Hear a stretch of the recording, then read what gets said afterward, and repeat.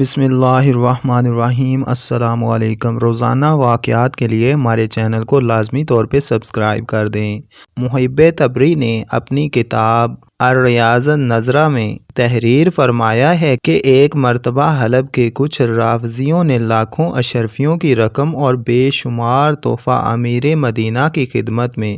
رشوت کے طور پہ اس مقصد کے لیے پیش کیے کہ وہ انہیں مسجد نبوی میں رات بھر رہنے اور روضہ مبارکہ میں نقب لگا کر حضرت ابوبکر صدیق رضی اللہ تعالیٰ عنہ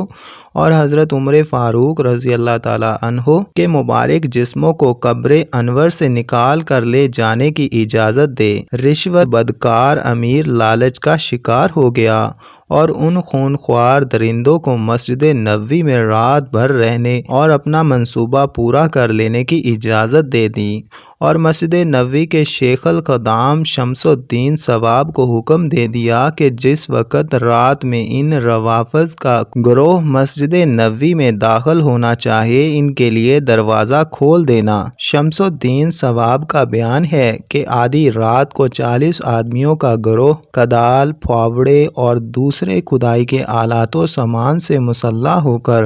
مسجد نبوی میں داخل ہوا، اور میں مسجد کے دروازے پر بیٹھ کر رونے لگا، مگر اپنے مولف کی شان کے جیسے ہی یہ مردود لوگ منبر شریف کے قریب پہنچے، ایک دم سب کے سب زمین میں دنسنے لگے، یہاں تک کہ سب زندہ درگور ہو گئے۔ 2/3 رات گزرنے کے بعد امیر مدینہ نے مجھے طلب کر کے ان لوگوں کا حال پوچھا تو میں نے آنکھوں دیکھا ماجرا عرض کر دیا کہ وہ سب زمین میں دھنس گئے۔ امیر مدینہ نے مجھے ڈانٹ کر کہا کہ تم بالکل پاگل اور دیوانے ہو گئے ہو، بھلا یہ کیوں کر ممکن ہے کہ پتھر کے فرش میں 40 آدمی زمین کے اندر دھنس جائیں؟ میں نے عرض کیا کہ امیر خود چل کر اپنی آنکھوں سے دیکھ لیں کہ ابھی تک ان لوگوں کے زمین میں دھنس جانے کا نشان باقی ہے، اور ابھی تک ان کے کچھ لباس وغیرہ زمین میں دھنسے ہوئے نظر آ رہے ہیں۔ یہ سن کر امیر مدینہ سناٹے میں آ گئے اور کہنے لگا کہ خبردار، ہرگز تم اس راز کو کسی پر ظاہر نہ کرنا، ورنہ میں تلوار سے تمہارا سر اڑا دوں گا۔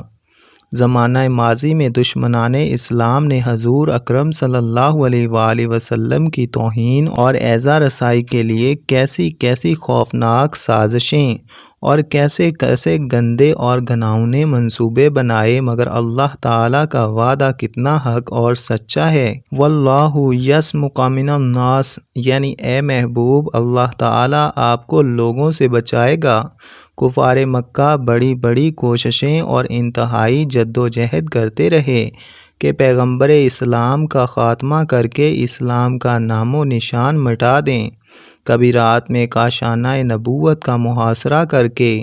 پیغمبر برحق کے قتل کا منصوبہ بنایا، تو کبھی دوران سفر میں رات کے اندھیرے میں اچانک قتل کر دینے کا منصوبہ تیار کیا، کبھی میدان جنگ میں حملہ کر کے شہید کر دینے کا عزم کیا، کبھی جادو کر کے، کبھی زہر کھلا کر مارنے کا منصوبہ بنایا۔